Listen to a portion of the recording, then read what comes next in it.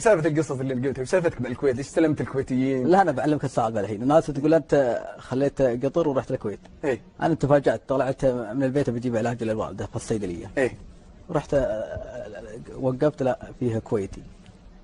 انا استغربت، قلت يمكن يبغى له شيء، ويدخل الصيدليه وانا وراه يسال الدكتور يقول ما في دقاير يبا.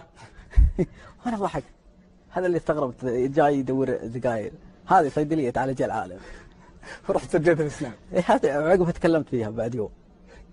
توقعت انه يصير لها صدى بهالشكل؟ لا والله ما توقعت لها، والله ما توقعت. طيب سنابك قبل المقطع وبعد المقطع كم مر الرقم تقريبا؟ 80 قبل المقطع. 80 مش 80 ألف؟ لا عادي. 80 عادي؟ إيه؟ كان 80؟ إيه ما كنت ما ارسل ولا. وبعد المقطع؟ الحين صار العالم واجد. كم تقريبا يعني؟ 200. 200 ايش؟ 1000. تسلفني طيب منهم؟ ابشر بعزك ولا اخوك. اعطيني شيء بسيط. ابشر. يبداك الجوال كله تسلم والله. وسنابه كله. طيب اليوم يا ابو مطلق يمكن في كثير